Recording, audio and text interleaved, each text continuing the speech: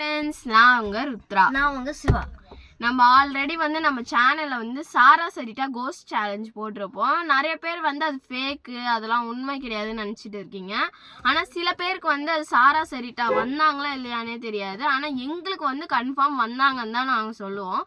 ஏன்னா எதுக்கெலாம் நோ வரக்கூடாதோ அதுக்கெலாம் எஸ் வந்துச்சு, எதுக்கெலாம் எஸ் வரணுமோ அதுக்கெலாம் நோ வந்துச்சு. அதனால எங்களுக்கு ரொம்பவே பயமாயிடுச்சு.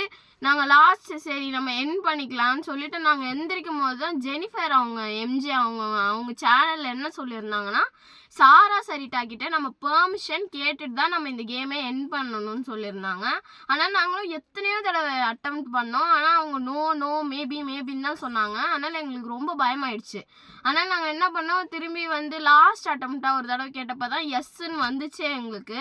அதனால் நாங்கள் போகலான்னு பார்த்தப்போ கூட எங்களுக்கு ரொம்பவே பயமாக இருந்துச்சு. லாஸ்ட் மினிட் எங்களுக்கு ரொம்பவே பயமாயிடுச்சு. ஆனால் நாங்கள் ஏன் தெரியுமா சாரா சரிட்டா வந்தாங்கன்னு சொல்கிறோன்னா, ஆல்ரெடி நாங்கள் வீடியோ எண்ட் பண்ணலான்ற அந்த கொஸ்டின் கேட்டதுக்கப்புறம் திடீர்னு சிவா மேலே யாரோ கையை வச்சாங்க. யாருன்னெலாம் தெரியல அது எங்களுக்கு. அப்போ நாங்கள் இருட்டில் 3:33 AM இருந்தனால எங்களுக்கு ஒன்றுமே புரியல.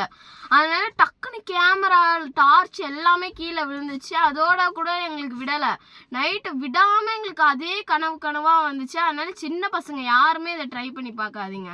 பெரியவங்க கூட நாங்கள் கேட்டுக்கிறோம், யாருமே ட்ரை பண்ணி பார்க்காதீங்க. ஆனால் ஜெனி எம்ஜேல பார்க்கும் போது அவங்க எல்லாம் காமெடியாக தான் பண்ண மாதிரி இருந்துச்சு.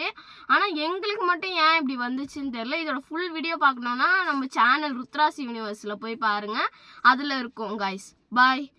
தயவு செஞ்சு யாரும் ட்ரை பண்ணி பார்த்துறாதீங்க. பாய்.